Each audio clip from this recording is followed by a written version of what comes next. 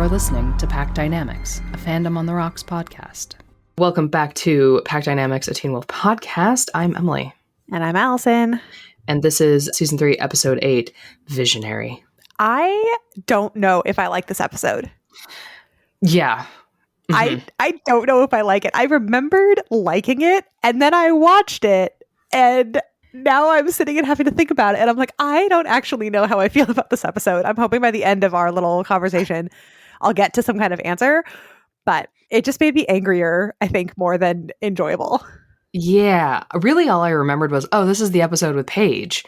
Yeah. And then as I watched it, I was like, is this what happened the first time? Because not fully watch it? Yeah. Okay. Like, I'm so glad, because Fandom fucks up a lot of stuff, right? Fandom has woobified Derek. Fandom has ignored all of his, nonsense. Fandom has villainized Scott. Fandom has woobified Stiles. Fandom takes care of Paige in a way that canon does not. Yes. Yes. Fandom takes care of Paige because Paige gets the short end of every possible stick in this fucking episode. This poor girl. The poor girl. Just out there living a teenage life until it's utterly ruined. And okay, so we're gonna talk about it. We're gonna get there, but I just Peter's character arc through the course of the series is wild. Mm-hmm. Just when you think you're like, okay, let's bring in Peter, it's gonna be fine. Wrong. He has been this way forever. He will never stop. Never stop. Never stopping. Never stop. Yeah. Okay. Let's do the rundown of the episode. He's a monster. We just have to get that. I can't. I'm so mad. Yeah. Okay. So real quick, the episode is seeking answers. Scott, Allison, and Stiles turn to two unlikely narrators for help and discover a secret about the color of a werewolf's eyes. This episode aired July 22nd, 2013. Unlikely is the wrong word. Unreliable. Yes. Unreliable is the word. Two narrators with vendettas and side plots and whole ass business on the side. And the whole time I'm thinking, mostly I'm getting mad at Peter because I already know that Gerard is irredeemable. Yes. Because I'm hoping that Peter is redeemable. And again, he's not. At least not yet. And so I'm going through this, and the whole time I'm like, and Stiles and Cora believe this bullshit. Okay. That is a question that I have throughout it is, one, can Cora tell that any of this is a lie? And is Stiles savvy enough to be like, this motherfucker is not trustworthy. Why are we sitting here listening to this shit? Is it just because he so deeply wants to know backstory? Because at the end of the episode, they both kind of seem to agree that this is the truth. Yeah, they do. They seem to. And part of it feels like it's because the episode wants to give the audience Derek's life. Yeah. But then you're like, okay, but you have to give me one version that is the truth. Yeah, but we get the truth. We see it in the flashbacks on both sides, but it's just that in that room, Peter is lying to Cora and Stiles, and he might not even know it's a lie. I assume that he knows that he's lying, but now everything about this period in Derek's life, that's the truth that both Cora and Stiles believe. And then you get the flip side with Scott and Allison with Gerard. And at the end of it, Scott is like, I don't know if you're telling me the truth or not, but I'm going to kill you if you're not. Yeah. And I love that for him so much. Wild. And it's Scott and Allison are not taking anything that Gerard says at face value. And correctly. And they're at least playing along with him until the very end. Yeah. And I think you can tell that. Yeah. Because Gerard doesn't. Allison gets caught up in the story a little bit and then pulls back because she's like, oh shit, I know who I'm talking to. And it doesn't seem like Cora and Stiles do that at all. It doesn't seem like it, no. Unless there's a cut scene somewhere where they're like, maybe. Cool story. What the fuck are you talking about? Uncle Peter who killed Sister Laura? Nuh-uh. Yeah, right. Uncle Peter who killed Sister Laura, who would have killed absolutely everyone who tried to turn Lydia. No, what are you doing here? Like it's a whole fucking mess. But we should get through the actual episode before we start digging into like the after effects. But I'm very grateful in this moment for Fandom, because Fandom takes care of Paige. And not that they ever really give her like the greatest happy ending, because like she always dies. Yeah. Like she dies here and she dies forever. But they don't like dishonor her memory, I guess. Right. Like Peter fucking does. Like I just Yeah. Dishonor on your house. Dishonor on your house, dishonor on your cow, dishonor on your whole family. Ugh, Peter. The worst. The worst. He's somehow worse. I mean, at times he's worse than Gerard, because Gerard knows that he's evil and Peter pretends like he's not. Yeah, Peter pretends that he is like the great, all-knowing, all-sacrificing werewolf, and he's just not. He's just a dick. All right, so this episode has a nice, creepy cold open. You've got your classic creepy forest, and we've got a young boy running through the woods. Perfect Teen Wolf cold open. Indeed. But we've got those mechanical stakes that the Argents have used, well, in the future, in our previous episodes, but in the future to, like, corral the werewolves in the direction that they want them to go using, like, a high-pitched, sonic, squealing, terrible sound. Right. So we know that this has to be a werewolf and that he's being hunted, which sucks. And then he runs into somebody else, and that other dude is like, "You're a Hale, aren't you?"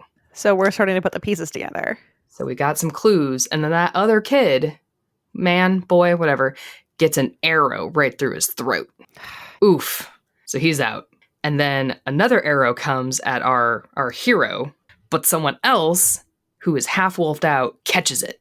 Welcome back to Therapy Boy. Hey, who's this? We know this face. Hi, Therapy Boy. Hi, Therapy Boy. So this is the same actor who played Therapy Boy, who played the Vision in Lydia's Hallucinations, who is... In season 2. 2, yeah.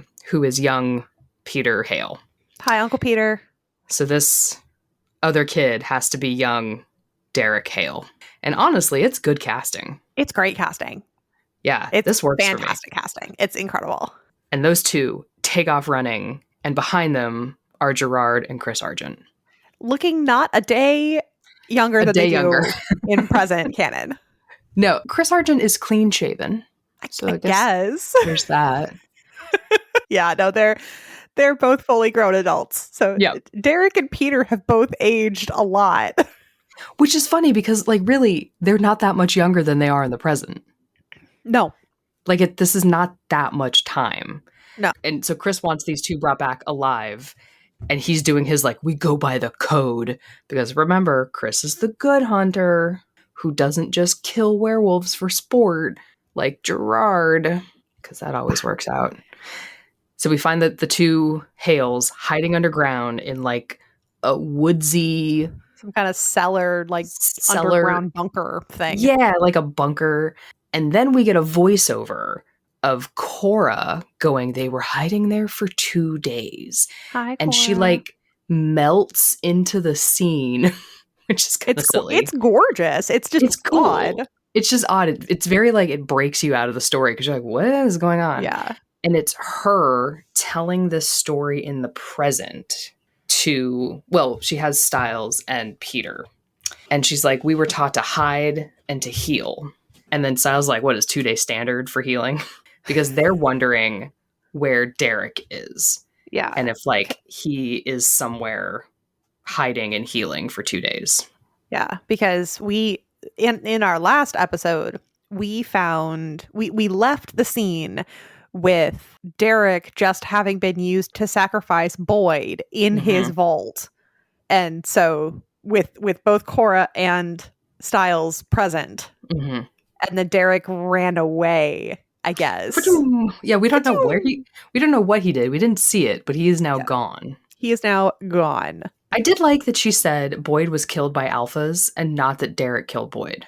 Correct. Boyd was killed by alphas. That is correct. That is correct, yes.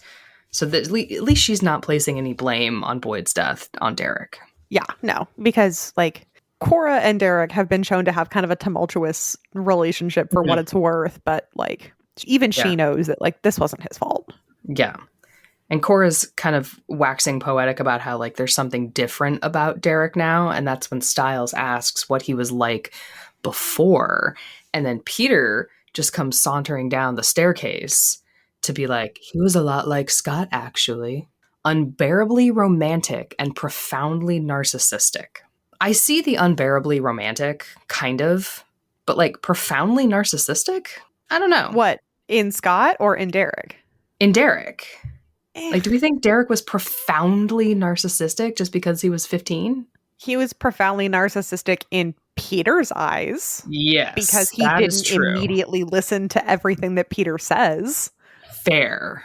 So like, because neither Derek nor Scott, who he's being like thrown under the bus a little bit here, are profoundly narcissistic. They just both have a second guessing, like, pause moment before blindly listening to Peter. Peter talks and they're both like, exactly. No. Also, I'd like to state for the record, we are recording this on the 2nd of June. Happy Pride. Happy Pride. It was a riot.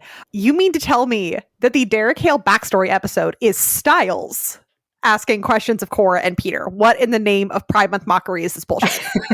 Yes, it is. This is Stiles wanting to know what his packmate is like. This is... And why is he so sad now? And why is he so sad? Like, what? Why was this, from like a writer's perspective, why was this the narrative story that you set up to tell the background? Yeah. Yeah, they broke them into interesting groups. It's Peter, Stiles, and Cora. And then Scott and Allison. Isaac is gone. Yeah. Boyd and Erica are in France. They're in France. They're in France. And we don't have anybody else. Lydia is non-existent in this episode. Yeah. I guess she was studying. I don't know why she's not here. Yeah, I don't know why she's not here. But like, she was at the loft when she was the fight, and then I guess went home. So was Isaac, and so was Jennifer. Yeah. Like, you fuck Jennifer, but yeah. But like, you could do this episode. You could do the Peter, Cora, Isaac thing, or the Peter, Cora, Stiles thing with Isaac. Yes. That Isaac is still part of the pack. Isaac is coming after Boyd. Isaac is here. Isaac is home. He's part of the pack.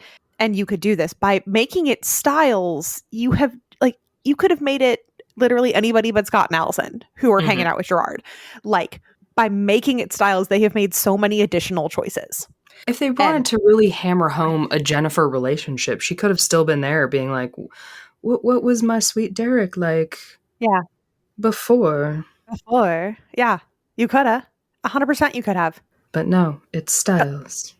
What kind of nonsense is this? I'm not mad about it, but this, I think, is sort of, for me, and I haven't done the research, I haven't looked at the data, but like, this is where Hale Pack Stiles starts to form in my brain. Okay, yeah. Because you very clearly got like Scott and Allison over here doing a thing. He's with Deaton, he's with Gerard, he's with Chris, he's like over here doing a thing. And then you've got the Derek conversation with Peter and Cora in the loft with Stiles. There's such a separation, and we would have assumed that like Stiles would have headed out with Allison and Scott versus hanging around waiting for Derek to come home. Okay, yeah. In my brain, I'm like, you have set up so many interesting things by like asking Stiles to be in this loft and ask these questions. I'm just, my goggles are on really tight, guys. They're on really tight. If I need to loosen them, I'm gonna try. But like, I just have so many questions. But I mean, and Stiles is so inquisitive. Yeah, he's gonna ask. He's gonna ask everything. Questions. But there also seems to have been some time. So 2 days or however long. We don't know how long it's been. He says it's been 2 days. Because So Stiles is like asking, basically, he's been in hiding for 2 days. Why is Stiles at the loft? Exactly. So he's where Derek should be. He's where Derek should be. Yeah. Like, there's threads missing, but they're pretty clear threads. Like Yep. Oh, look, it's Grandpa Gerard. Yeah. Yeah, so we've got Gerard and Allison, but Allison brings in Scott, and they want information about Deucalion and that whole situation. But if they want information, Gerard wants something first, and that is for Scott to pull pain from him because he's gooshing black constantly. Apparently it hurts, and that is his price for information. I guess, yeah. So I guess he's got to do that for him. And he does, because Scott is a good boy Scott, and they want to get their info. Yeah. So we have our first real flashback of Paige. And so we see a girl playing cello at school. I think we have to assume this is still the Beacon Hills High School. Yeah. It all looks the same. And she is alone in the music room playing cello, I guess during a free period? Sure. And then she's interrupted by a bunch of boys playing basketball in the hallway. And she goes out there to confront them, and we've got our young Derek Hale playing with a bunch of unnamed boys. And she kind of tells them to, like, knock it off. She's trying to concentrate. And he's like, you take the ball from me, and I'll stop being annoying. Typical dude bro, 15-year-old behavior. Such a 15-year-old behavior. He's so cocky. Cocky basketball shit, Derek Hale. Like, yeah. Looking through my notes, I definitely changed my mind on this pretty quick because he grows on me real fast. But this particular little shitbag, I just want to like grab him by the ears and just shake him. Like, stop a little bit, yeah. And part of me was like, doesn't he have a bunch of sisters? Like, yeah, he's got 2 sisters. Do you think like Laura, in theory, is at school with him right now? Mm-hmm. Yeah. Like, I don't think Laura's that much older than Derek. Mm-hmm. Like, dude. Yeah. Like, haven't you been trained better than this? Yeah. Like, come on, guys. Also, let's please also look at Derek with his tank top and flannel. I know. He's got the flannel overshirt, and I'm like, oh, hello. He does. Yeah. Gotta rock the flannel, man. But Paige's reaction is to just walk away. Good. Which is the correct response. He's like baiting her, and all of his like shitty little friends are just like laughing at her because she can't do the thing. It's like, shut up, guys. Yeah, the correct response to this kind of behavior from boys is to just walk away. Just walk away. Because like they look stupid anyway, so just let them look stupid. Yeah. And she does. Yep. So he comes, because obviously now she's like intrigued him. He comes to apologize to her and like demand her name.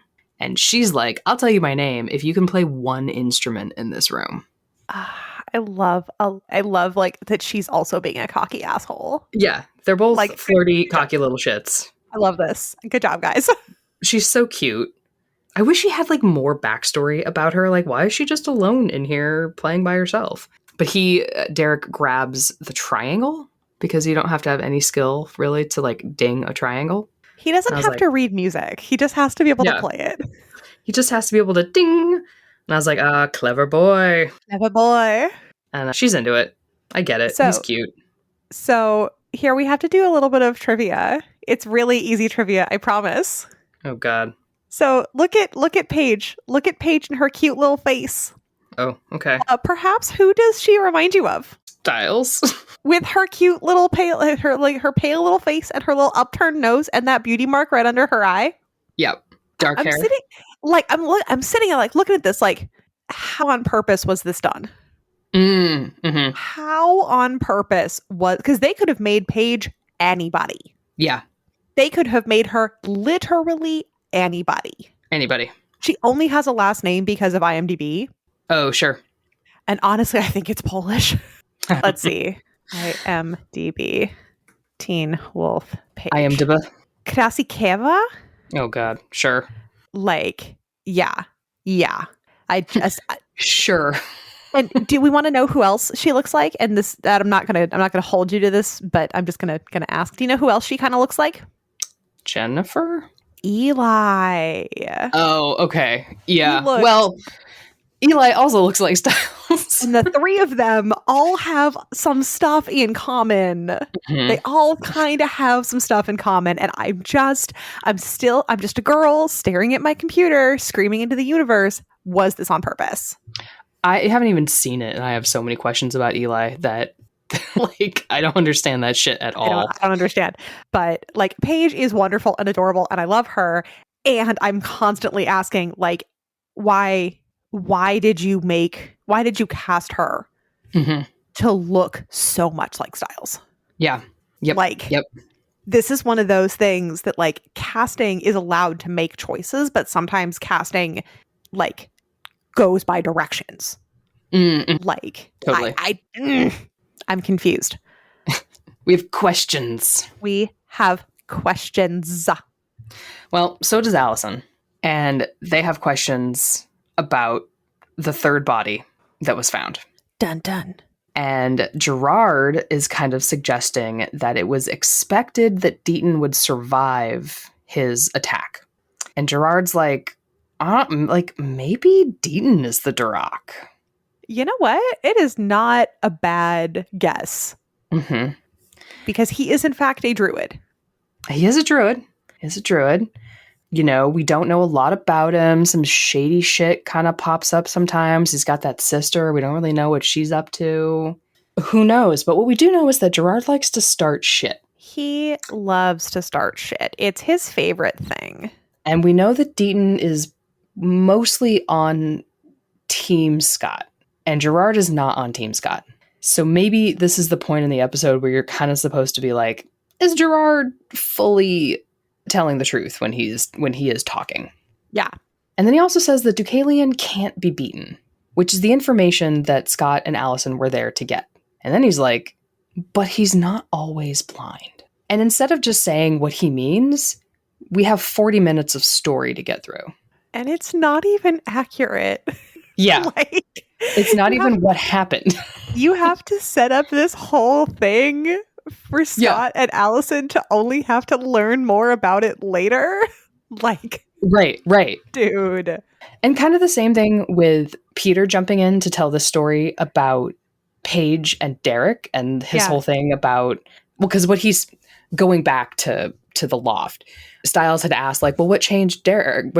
And Peter was like, a girl. Do you know why some wolves have blue eyes? Now it's like story time with Peter Hale.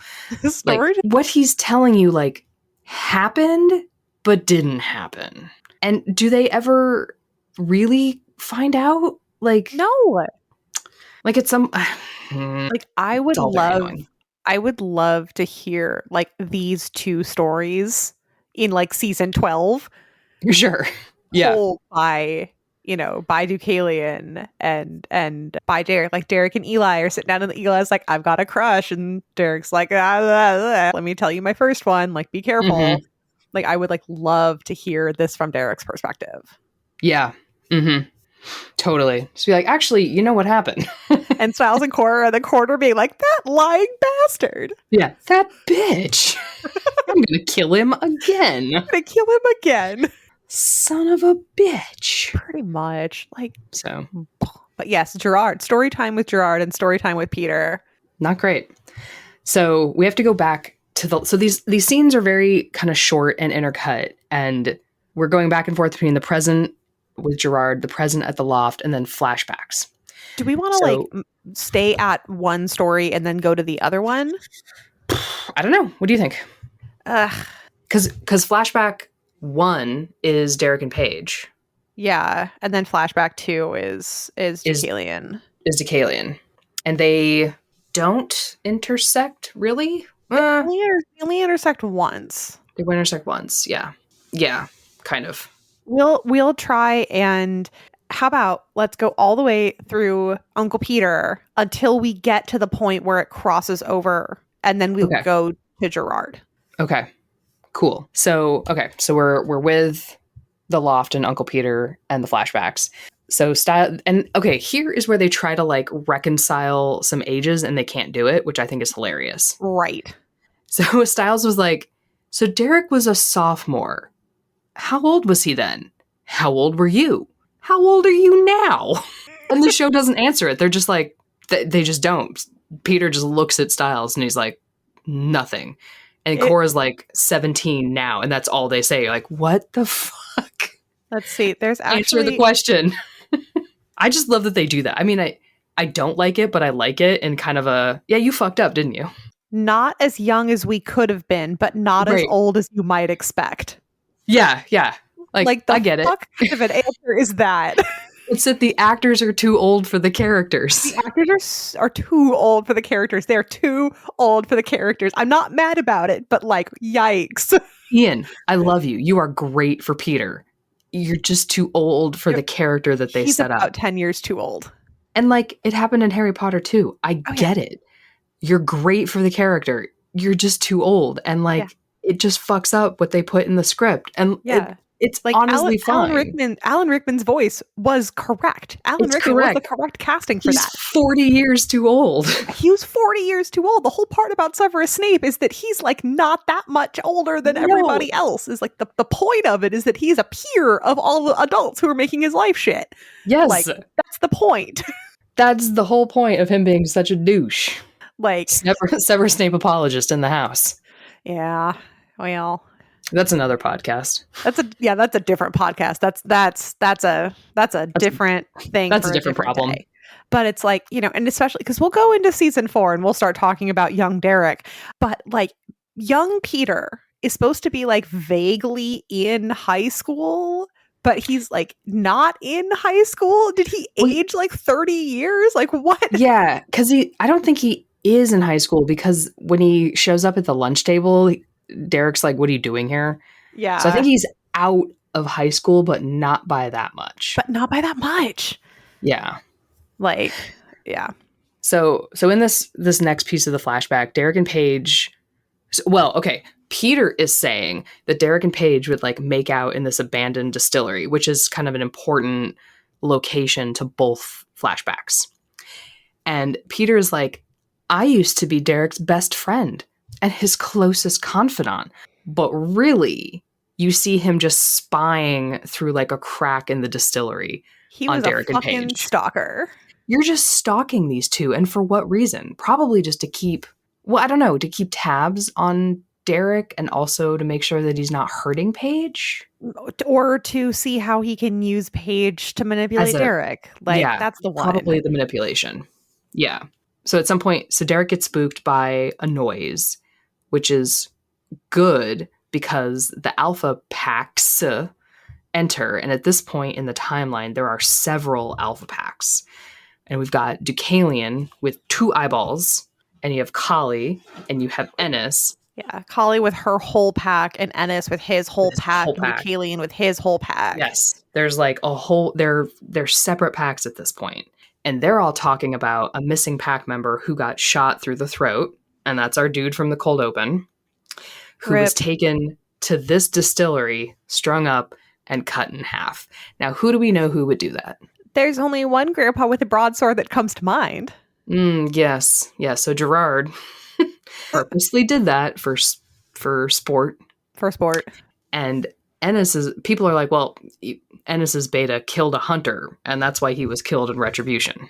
So that's not great. But Ennis is like grumpy pants, real reactive, and nothing is going to go right with these packs in town. So Gerard is the one telling this story to Scott. Oh, no, we have to stay with Derek and No, I think we have to do it in chronological order. Yeah, because otherwise... Yeah. Yeah, we do. Yeah. Okay. Well, suffice it to say, dear listener, that neither Peter nor Gerard is telling the truth. They're not. I mean, they're telling a version.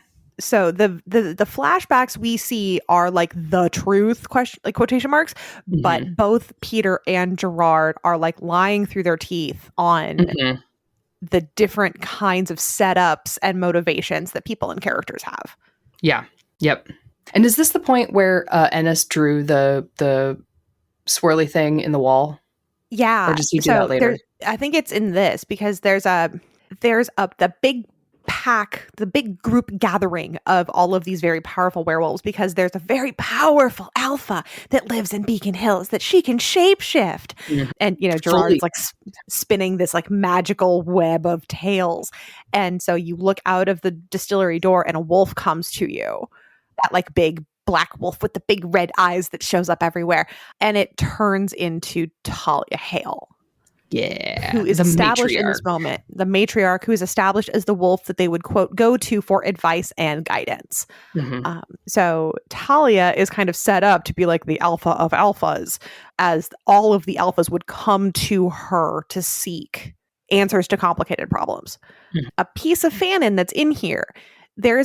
So most of the characters who speak in this little gathering of alphas, it's Colleen, Ennis, Deucalion, and then a guy named Marco who's sassing Deucalion. Okay.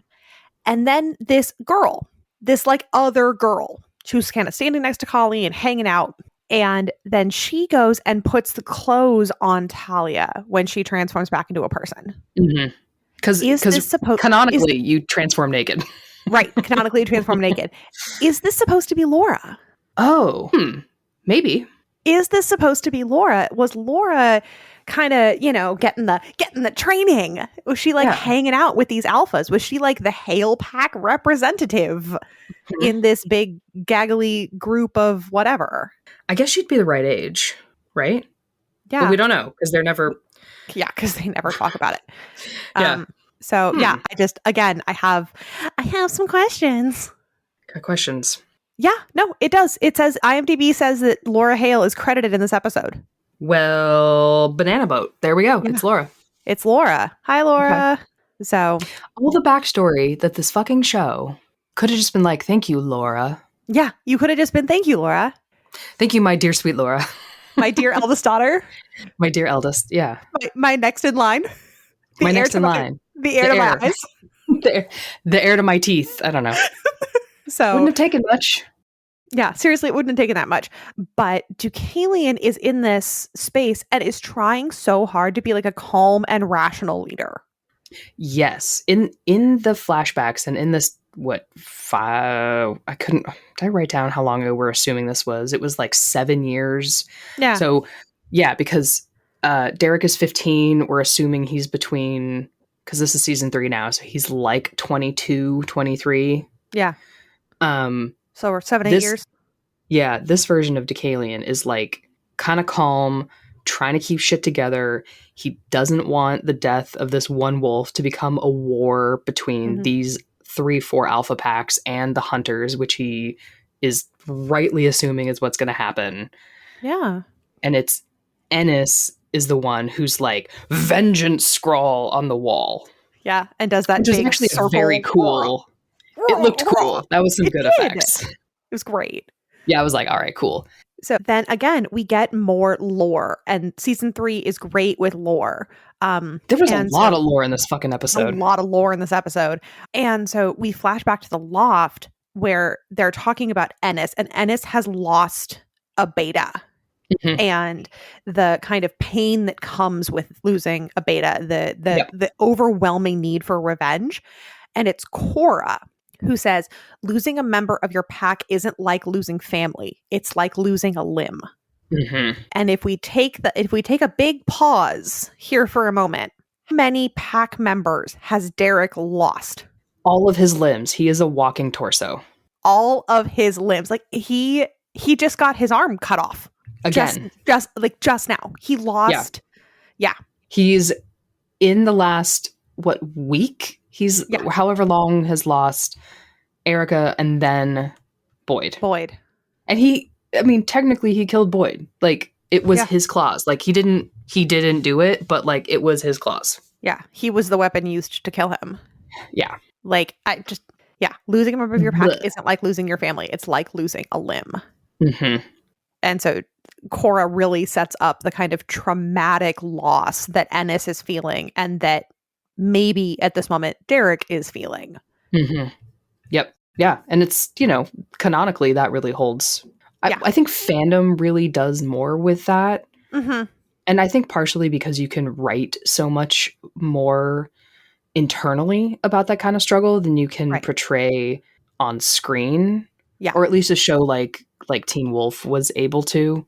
Because I think a lot of that is like internal struggle and strife. It would have been nice to see a lot more of that. Like it would have made a very sad show for them constantly to be like, yeah, I'm not feeling it today. My heart hurts. Yeah, my heart hurts too much. Like they would have just shown up as ghosts all the time. Yeah. Oh, that would have been cool though.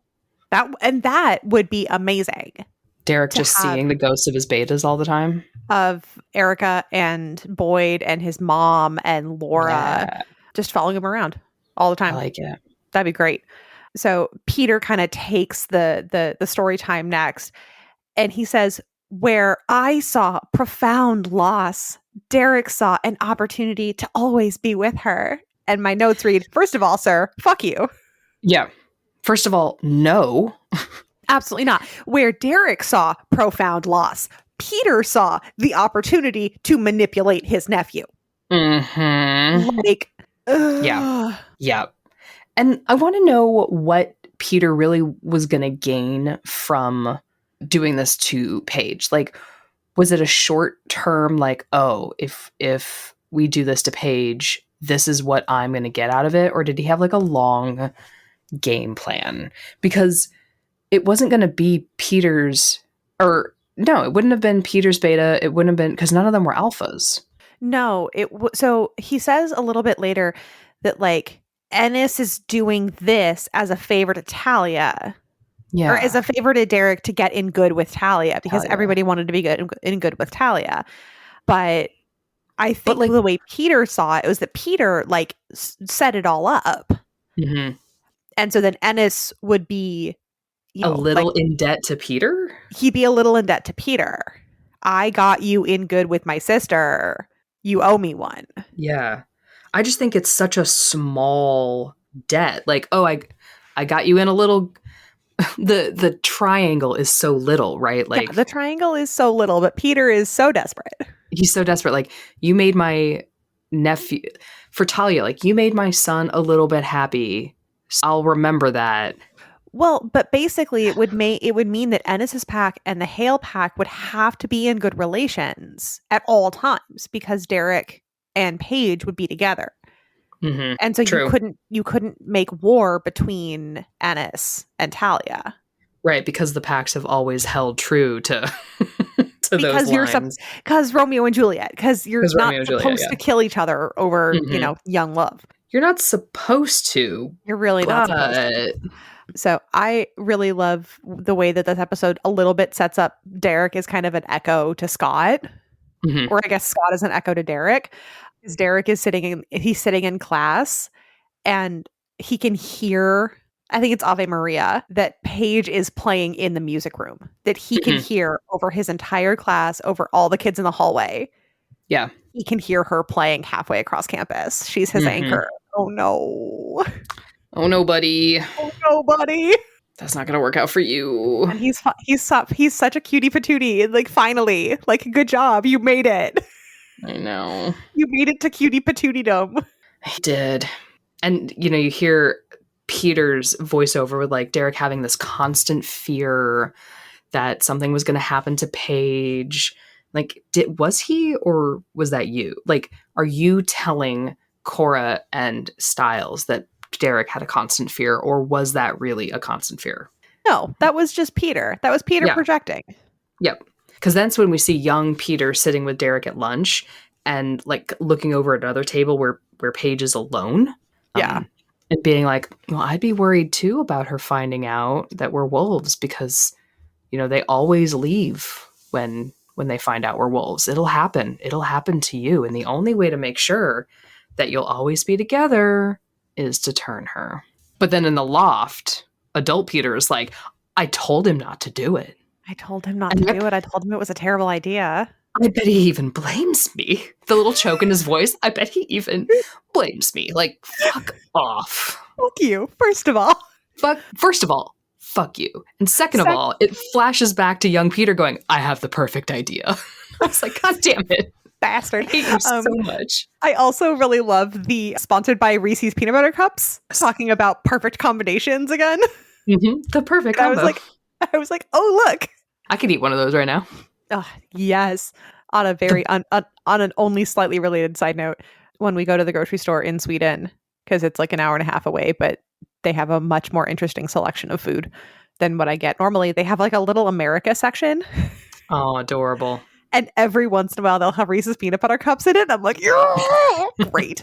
They have a lot of other stuff that I don't Allison enjoy. Reese's peanut butter cups. I I love Reese's peanut butter cups. They're so hard to ship, and I'm just like, I can't wait to go home. Because they melt. I just want to go home and eat a lot of Reese's peanut butter cups. So I like to get the stuff. It's Oat House. It's oat butter. Yum. And they have a flavor that's like chocolate chip cookie dough. That sounds amazing. But in the summer, you can't get it with the chocolate chips in it. You have to get it chipless because the chips melt when they ship.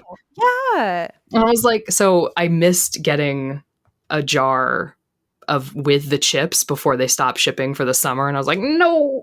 Oh. So now you have to get it chipless. And I was like, that's fine. I guess. I appreciate your attention to quality. Yeah. But like Peter is just lying out of his ass right now. He is just lying. He's lying to these kids, and Stiles and Cora are learning about all of this. Because like Stiles is kind of learning about it for the first time, right? Yeah. But Cora is, I think, if we like kind of extrapolate a little bit, it's not long after Paige that Derek finds Kate. No, it would have been like a year because he was like 16. It would have been like less than that. It's like, it's right in this. Yeah. Because, we know, because Deucalion and Talia are doing all of these things, and then Gerard and Deucalion. So Gerard knows what's going on with Derek. Mm-hmm. And if like Chris is in town, Kate will be there in a minute. Yeah. So like it's very reasonable that all of this is happening like within a year's time. Yes. And so Cora, who was very, very young, what was she? So she's 17 now. How long? I feel like 10. Yeah. So she would have been, 5th, 6th grade, is finally getting to learn about what happened to her big brother. Mm-hmm. What changed him? How did it happen? And fucking Uncle Peter is lying to her face, and I'm just lying. Awful. Asshole. I hate it. I hate it. Speaking of things that I hate. Speaking of things that I fucking hate. So we next go to Chris and Gerard, who find this like cellar that Derek and Peter were hiding out in.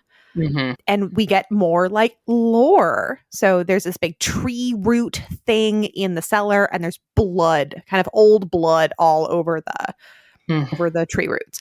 And they start talking about the druids and how the druids would come in and do work on this like big central tree in a grove. And Gerard starts talking about the legend of like Hale and how they were cursed by Zeus, and the druids came in to help like Hale and his followers like control the shift and control the curse, and then they all work together. And it's just like, why? Why? Part of me, I didn't check out during this, but I was like, are you just like obfuscating? Why are we telling this whole myth that's like, it's like a real myth, and then the show added in a bit about like at the end about the werewolves and stuff, and he's like, this is where we get the word lycanthropy. Like, okay. Cool, guys. And but this is also like the first time we hear the Nemeton. The Nemeton is the name of that big ass tree. Yeah. But yeah, the whole story, I was like, okay, I mean, this episode's not very long and we got a lot to do. So come on. Skedaddle. But all of this comes together to say two things. One, that there are druids who work directly with werewolves, and that they always have, and that they continue to do so to this day. Two, they're a druid who works with a pack is called an emissary. Yes. And it turns out it gets name dropped that veterinarian Dr. Alan Deaton was the emissary to the Hale pack. Deaton worked directly with Talia. Yep. Now we are finally here to answer questions from season fucking 1. Remember in season 1 when the sheriff was like, hey, have you ever seen this like swirly pattern before on a creature? Hey, do you know about that like hail fire that happened a while back? Hey, have you ever heard of a guy named Peter Hale? Hey, could you solve this case in like 5 minutes if you could just tell me exactly what's going on in town? Oh, you could, but you won't? Thanks.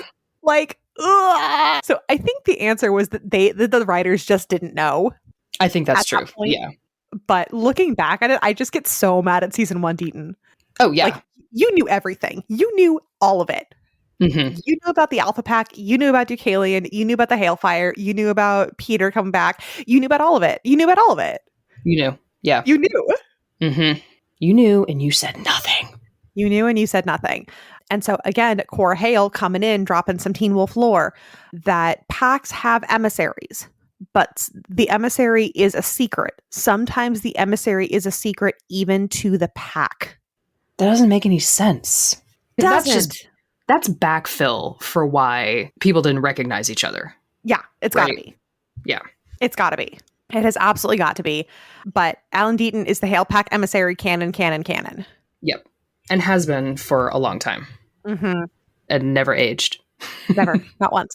None of them have ever aged. I'm actually into the fact that the emissaries could like live a long time. Yeah, it makes sense. I don't think that's canon, but it's definitely fanon. It's canon in my heart. It's canon in my heart. I don't think they've said it, so I don't think we can qualify it as fanon. No. Or, sorry, as canon, but I think we can qualify it as fanon, and I'm okay with that. Yeah. I'm into it. Fucking Deaton, just hiding all his secrets. Okay, where does that leave us? That leaves us at the flashback of Deaton talking to Talia and Deucalion. Yeah, and they're trying to convince... Deucalion is trying to convince Deaton and Talia to meet with Gerard. Yes, to call for kind truce. To come to a truce. Mm-hmm. Because Deucalion doesn't want war. He wants to solve this conflict peacefully. Yes. And Talia says that Gerard Argent is a complete psychopath. And she's not correct. Wrong. She's not wrong. Yeah. I think, obviously, we're the kind of people who love backstory episodes to be like, what are the conflicts that the Argents and the Hales have had, like, going back 100 years? What does Talia know about Gerard and Chris? What are their private... No, but they're not going to do that. Are you telling me that Alpha, Talia Hale, who knows and has worked with and around Gerard and Christopher Argent, does not know what an Argent smells like enough to smell an Argent on her son? Mm-hmm. You don't think? You don't think? Yeah. You don't think? Mm-hmm. Yeah, I know. I know. So, unfortunately for literally all of us, our next flashback is our sweet Paige. Yeah. She is at the school late at night, and the first time I watched this, I was like, what are you doing there? And she has a piece of paper in her hand that if you don't know to look for it, you're never going to see it. Yeah. And she has you basically have to know this to know it. She has a note in her hand that she thinks Derek has written her to tell her to meet her at the school. Yeah. That's why she's there. That's why she's there. But if you don't know that, you really can't tell that, which I think is unfortunate. But it's not Derek that she's about to meet. It's Ennis in the hallway, completely wolfed out and ready to pounce. So we're just supposed to believe as consumers of this media that Derek set up Paige to get bitten by Ennis? Mm-hmm. No. That's an Uncle Peter plan. That is an Uncle Peter plan. Yeah. That's an Uncle Peter plan. Because Derek is like hanging out in the locker room, gripping his emotional support basketball. Mm-hmm. Like listening to this. Yeah, we're supposed to believe that he was just going to like wait while this happened. And do we know that if at this age Derek has ever seen someone get turned? I doubt it. Know what happens? I doubt it. Yeah. And like, why pick the grossest of the alpha? I mean, yeah, he wouldn't. It's obviously all Peter. So he's listening in while Ennis attacks Paige. It's not going well. No, it's not going well. Not going great. She is screaming and crying, and it's too much for Derek. He comes and busting out of there. And also, Peter is listening to this happen. I think because he's gross. Yeah, because he's the worst. So Derek comes busting out to attack Ennis and try to stop the bite. He just gets yeeted into the wall. Correct. Like, he is small boy. There's no way he's stopping this. And it doesn't matter. It's too late. Paige has been bitten. Paige has been bitten. Mm-hmm. Yeah. And so, like, Ennis just holds Derek down to, like, watch Paige suffer. And Peter, the look on his face is like, how has it all gone wrong? Oh, no. I couldn't imagine this happening. Like yes, you could. Sir. Fucking piece of shit. Like, and, okay, does Derek not remember that this happened with Ennis, or does he not? Because, like, in the future, he sees Ennis and he's not like, you bit Paige. Yeah, I mean, like, from a realistic standpoint, it probably wasn't written yet. From an emotional standpoint, as soon as, like, Derek brings up Paige, and Scott's going to ask about Paige, and then Derek's going to talk about Paige, and he doesn't want to do that. Right. But both Derek and Ennis were present, so they already know the beef that they have with each other. Sure. Yeah. Yeah. Because there's when you look back on it, you're like, so did you not remember that this is the guy who killed your girlfriend? Like, remember that? Yeah, remember that happened? So, yeah, it's not great for Paige. And instead of continuing the storyline, the show opts to roll back to Gerard, and Deaton has come to arrange this meeting with Deucalion. Both sides has told a story about either the scorpion and the frog, or the scorpion and the turtle. Yeah. And I think just to show that there are differing and maybe conflicting viewpoints, they each have a different name for the same story. But it's the same story about Scorpion and the frog. But Gerard has a different name for it. And that the frog knows it's a trap, or I forget how it all goes, but it's all about it being a trap. It's just my nature. It's just my nature that I'm a beast. So Gerard and his hunters are meeting up with Deucalion, and in the distillery, which, I don't know, who was making booze? Like, what was going on here?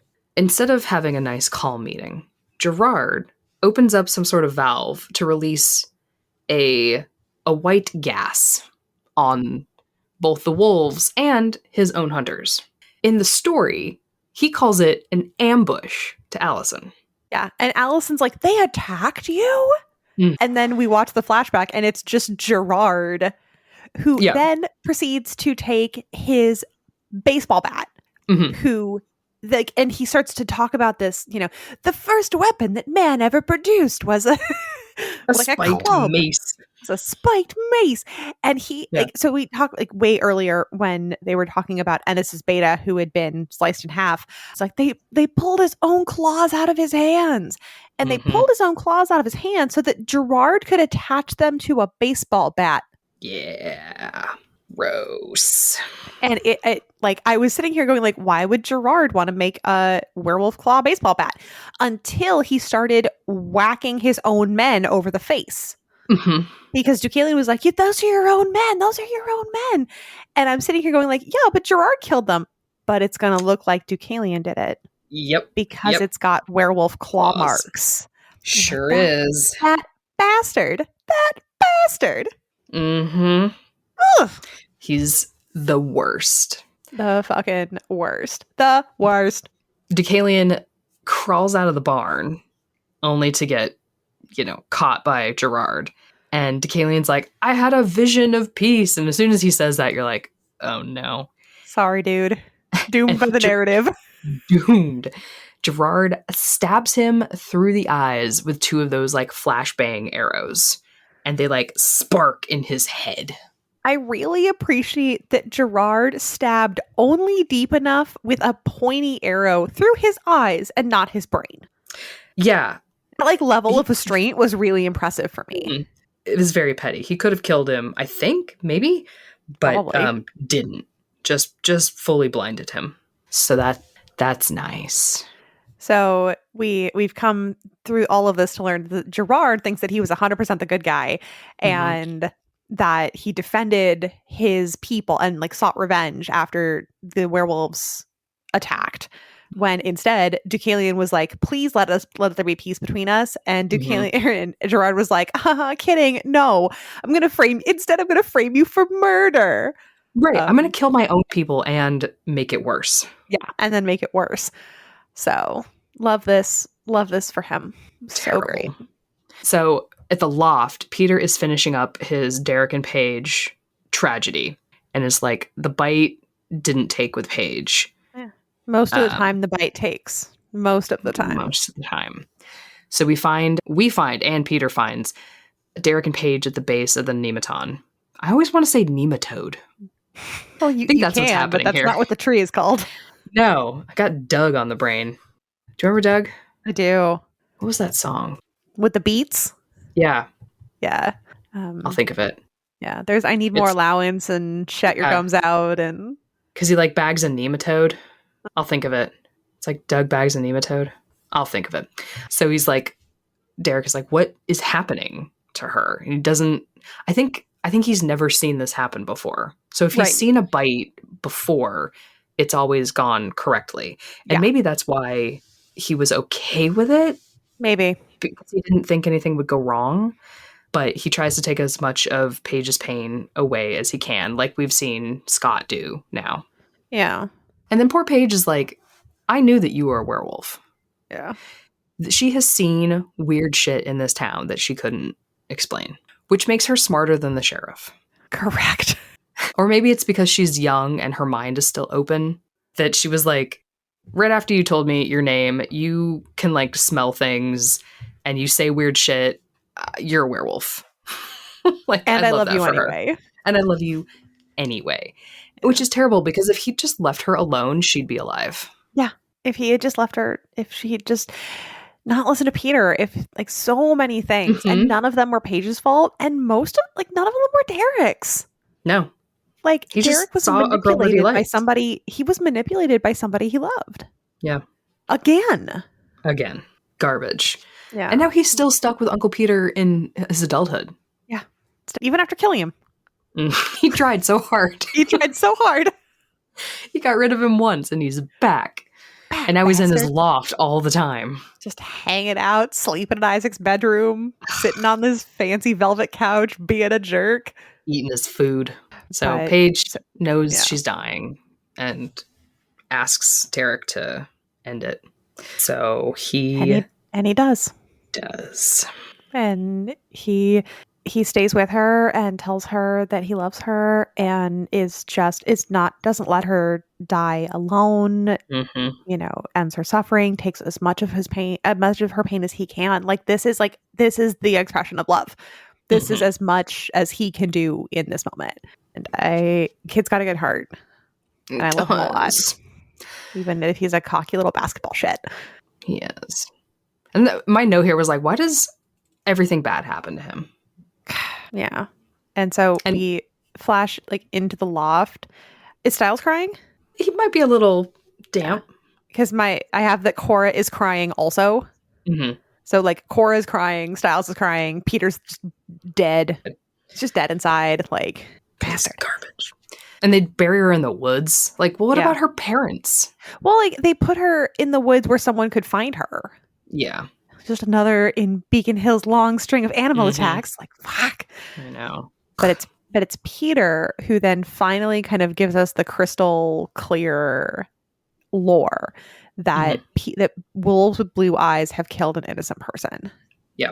Taking an innocent life takes something from you, a bit of your soul darkening it. And so I really, really appreciate like what Fanon has done with this. Because like Peter is vicious. Peter kills with basically no remorse and is done. Jackson has blue eyes because of what he did while he was basically possessed by the Nemeton. Or not by the Nemeton, by the Kanima, by Gerard, or by Matt and then Gerard. Like, so Jackson definitely murdered a bunch of people, but like it wasn't him. Right. But his eyes are still blue. And so when we talk about Derek and his blue eyes, like, yeah, on the surface, it's like, yeah, well, he did. He technically killed a person. But there is so much lore that we do that is done in the fandom, particularly around Derek, that has to do with guilt. And that if you feel like you are responsible for the death of an innocent person, then it colors your eyes too. Yeah. And I just really appreciate the work that Fandom has done on this in its efforts to kind of take care of Paige as best as you can with a girl who's doomed by the narrative. Yes. And doesn't have much screen time. Like, does Derek physically murder her? Like, yeah, kinda. Was it his fault? No, not really. No. Like, it's just about what guilt will do to a person. And it's a really interesting thing that Fandom has used to kind of process, you know, if you're processing your own guilt, what does it do to you? What are you feeling? How does it affect you in the way that you feel seen by other people? And it's really fascinating and I love it. It is. And, I don't know that Peter feels guilt for anything. Nope, absolutely not. Absolutely not. So, like, why are his eyes blue? Yeah. Yeah. That man doesn't feel guilt. His are dead because, cold-blooded murder. Cold-blooded murder. Well, yes. Straight murder. Yep. So we finally go back to finish up the Deucalion storyline. And we find Deucalion, like so many werewolves before and after him, being patched up at the veterinary clinic. Poor Deaton. I'm sure there are actual animals that he needs to take care of. And there are. But in the moment, the one he's looking to heal is Deucalion. Yes. And so he announces that Deucalion's eyes will physically heal, but that his sight is gone. And Deucalion has a lot of bad feelings about this and is like, leave me alone. And so Talia and Deaton leave him alone. But then that little shit, Marco, doesn't leave. And Deucalion knows that he's still there. And whether he can, see him or smell him or hear his heartbeat is, it could be any number of those things. And he goes, I want to be alone. And Marco goes, you are alone.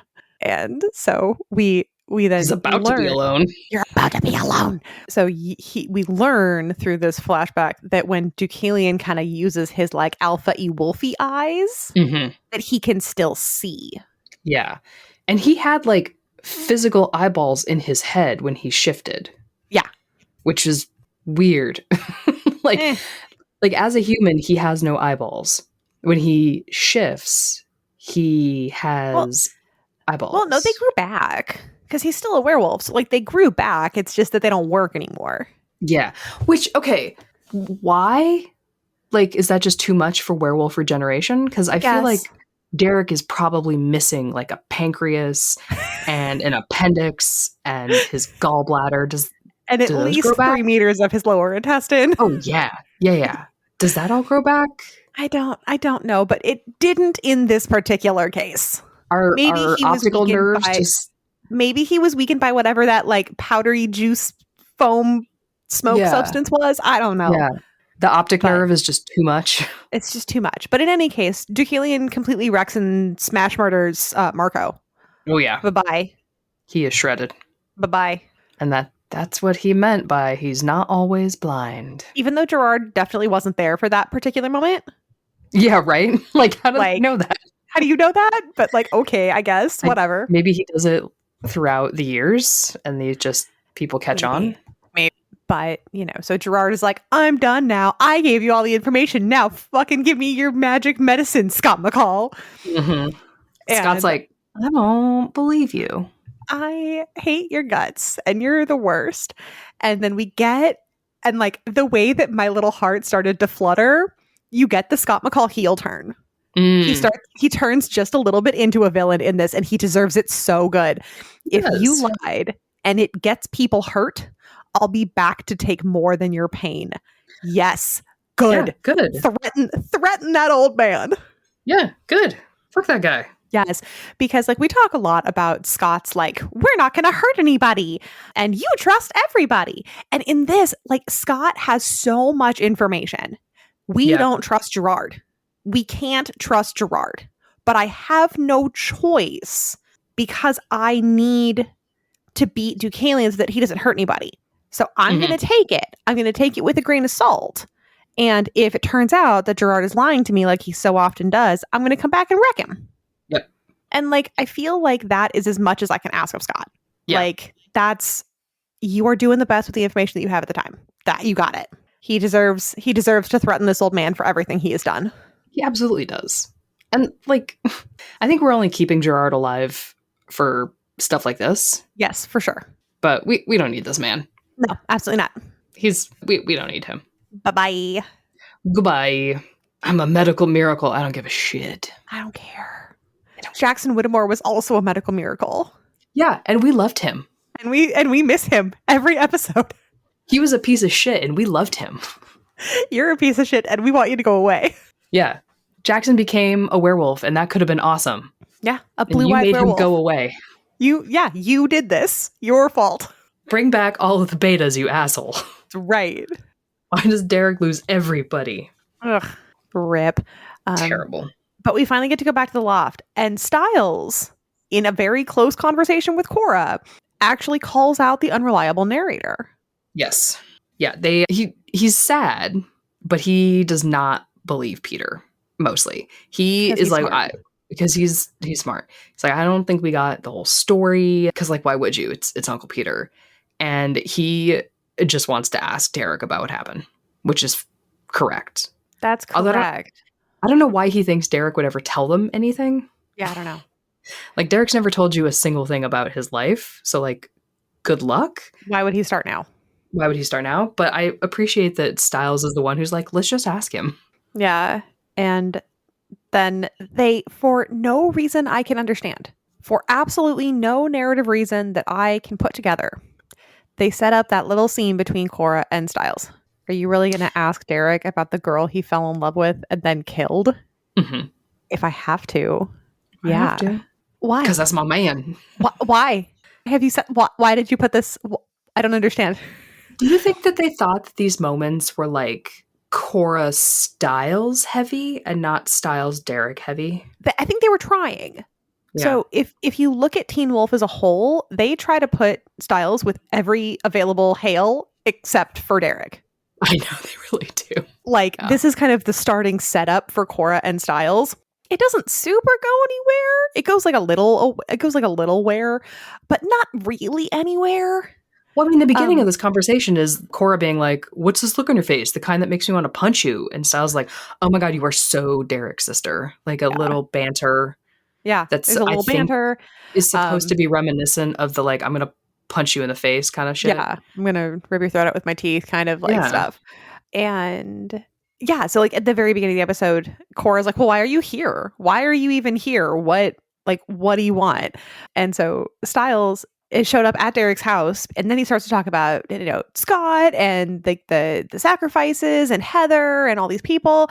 And I'm still going like, yeah, and you showed up at Derek's house because he's on your list of things that you care about. Mm-hmm. Because he just had to kill one of his only friends. Mm-hmm. His family. He's on your list of things you care about. He's not the only thing you care about. Of course not. But he's on your list. Like, yeah. So they try, I think, to start setting up Cora and Stiles here. It doesn't really take, but, to each their own. Mm-hmm. I am just whacked upon the face with Stiles Derek, but that's because my goggles are on too tight. My goggles are on real tight. Yeah, but the Stiles Cora doesn't go anywhere. Not really. Not really. I mean, like, fine, but it's not the Hale we're looking for. It's not the Hale we're looking for. But no, speaking of the Hale we're looking for, we have to end the episode on Derek. Yes, we have present day Derek looking. We gotta go to past Derek. Oh, sorry. Yes, I forgot. I in my brain I had talked about it and then I skipped. We have a final flashback of Derek at the Nematon, and his mother comes down, and he's like, my eyes are different and they are bright blue. And she's like, they're different, but still beautiful. And just like the rest of you. Just like the rest of you, sweet boy. Yeah. And then adult Derek is looking, by the way, ripped right open. Yes. Whatever this like heartbroken, vulnerable thing that's happening with his whole face is wild. Yeah. Tyler Hoechlin does that super well. Yeah. I am bleeding on the inside. Yes, he is bleeding on the inside. He is back at that distillery staring at that same carved circle spiral thing, the sign of the vendetta that has been on the distillery wall. And I guess he's about to start some shit. Why do you think he's back? Like, plot device aside, why do you think that Derek is back at the distillery? It feels like a location of importance. Like, this is where stuff happened. Like, this is where he and Paige were supposed to have like a good moment and it got ruined. This is where the packs were supposed to come to a truce and an agreement and it got ruined. This is where, and I guess he doesn't know it, that Deucalion was supposed to meet with Gerard for truce and that got ruined. It feels like, how some locations are just important to a storyline. So I think one, it's plot device important that he comes back here. I think for him, it's about Paige and maybe the pack. Because I think it's got to be close to home, right? If everyone keeps meeting here. Yeah. I mean, it looks like it's out in nowhere, but it has to be close to home if Talia and the Hales keep and if like him as a teenager came here to make out. Yeah, that's gotta be close to home. I disagree with you. Does he not know why he came here? He came here because it's a plot device. That's why he came here. He came here because it's a plot device. But I think the like character reason for it is like because we just set up the lore. Now we're gonna ignore Erica in this moment. Sure. Because Erica died before we got the lore. So we got the lore today that losing your pack member is like losing a limb.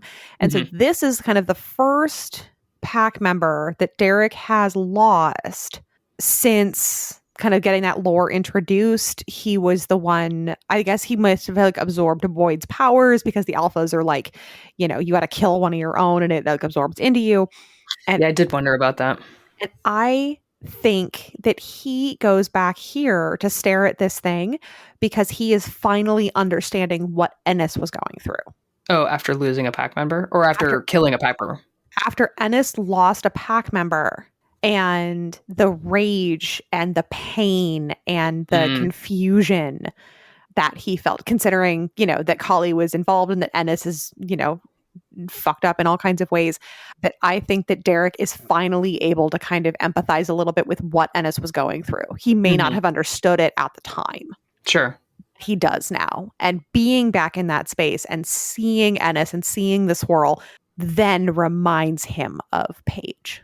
Okay. Yeah, I can see that. And like that's how it kind of all ties together. That's where I'm going. But no, there's a plot device. 100% there's a plot device to establish this as a location. But yeah, I think that Derek in his like sad emotional state is like, oh, I get it now. I can feel that. I can be with that. We're not so different, you and I. Yeah, I'm not here. Yeah. I mean, sometimes you're like, yeah, but I don't want you to feel the feels of an evil person. No, Ennis is the worst, but like, you know, we can still have empathy with people. That's still fine. Yes, that's fine. Yeah. No, empathy I get that. Empathy. Yeah. So like, I still don't love this episode, frankly. It's really important. I think all the flashbacks are super good and important. And I just love seeing Stiles go to Derek's loft because reasons. But like, trying to keep track of who's telling the truth and who is lying and for what purpose drives me nuts. Just drives me crazy. Yeah, and I think sometimes the motivations are muddled. Like, yeah. I mean, Gerard starting shit to start shit is fine, but it's like, what is Ennis doing? Yeah, where does Kali fit into this? I don't think she does. She's just there to... She's just there. To be another pack member. Marco, was he attacking Deucalion just to get rid of a weak pack member, I guess? Yeah. There's a lot of things that they set up in this episode that just immediately go away in this episode, but they also do establish a lot of they kind of backfill a lot of retconning of lore. And you know what? At least they found it. They found the holes and tried to patch them. I appreciate that. Yeah. That's, you know, it shows and like this episode gives us Paige, which, you know, it shows like this, the web gets so big that you're like trying to hold all the pieces together and keep them consistent. You're like, okay, I guess I'll give you this piece in return. Yeah. Because like, so in one of the, it's not the wiki, but it's one of the other, it's like Teen Wolf Pack fan. It has a little piece about this episode trying to broach the topic of whether or not werewolves age slower. And if that's the conversation with Peter when Stiles is like, how old are you? Right? And is Peter trying to imply that werewolves age slower than humans? But that wouldn't, I mean, maybe, but that doesn't jive with how they look. No, it would mean that they age faster. Yeah. And that's just a casting problem. Yeah. And a continuity problem with trying to set up Derek's age in the pilot and then not sticking to it. Right. Now, if you want to set up the werewolves age slower, that's cool. Great. But you have to do it by actually saying something and not just Peter offhandedly being like, whatever it was that he said. Yeah. We don't.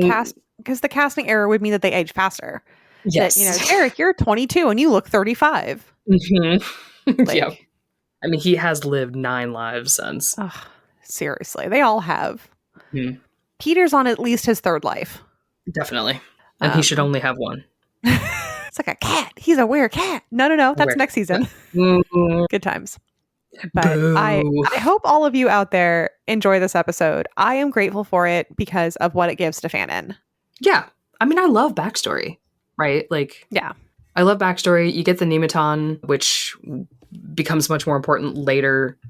So it's nice to see it. It is kind of funny. I mean, no, it's because Beacon Hills is a hellmouth. So like, obviously it's here. Correct. It's just funny that they're like, it's what their root cellar is the Nemeton. Like, where is this? It's hard to, like, there's a staircase down to it. So it's like, where is this in your basement? Where is this? Yeah, it's just, sometimes it's funny. Like, every important piece of lore is literally in their backyard. Every one of them. Everyone. Yep.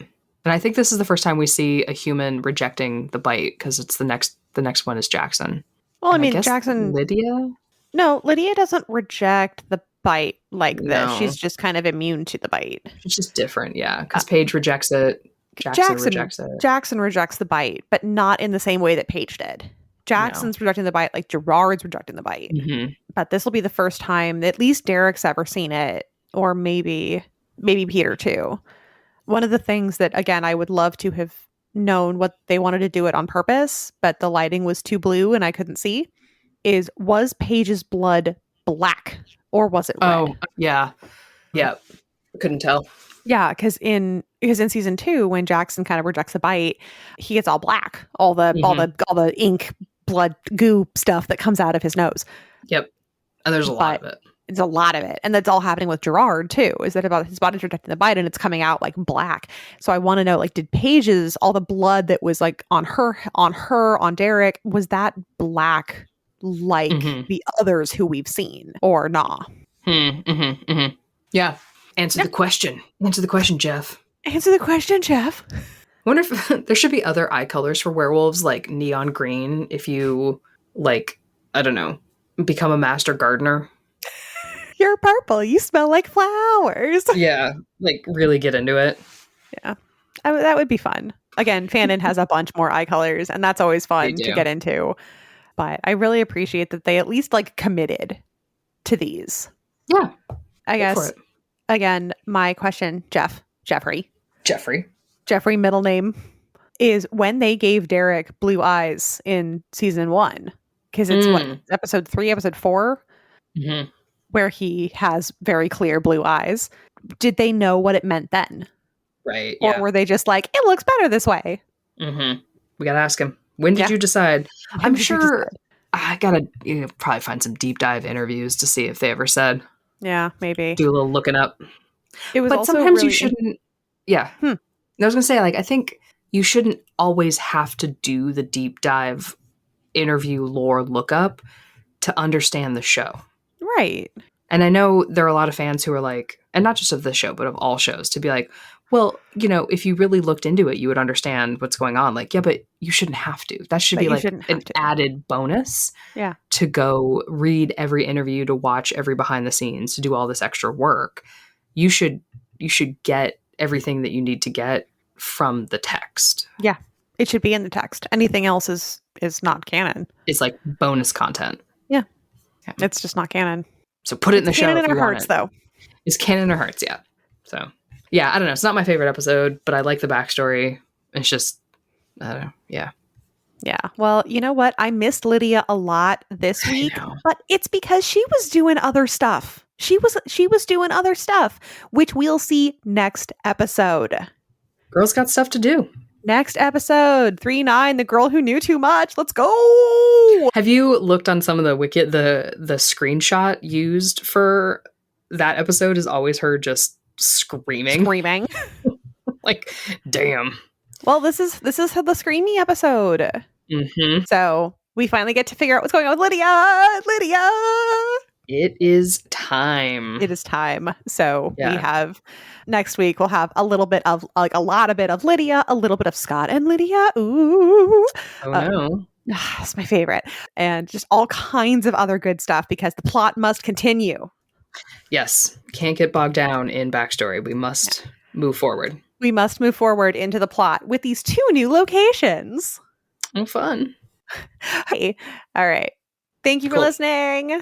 Yes, you can find us on the internet. You know how to do that. Fandom on the Rocks, Patreon, Fandom on the Rocks. And we will catch you next time. Oh. You've been listening to Pack Dynamics, a Fandom on the Rocks podcast. For more episodes, subscribe on Apple Podcasts, Spotify, or wherever you get your podcasts. You can follow us online at Fandom on the Rocks. If you'd like to support the podcast, you can subscribe to our Patreon account at patreon.com/fandomontherocks. Subscribers get access to ad-free content, exclusive bonus episodes deep diving into fandom, and more. So until next time, keep your pack close.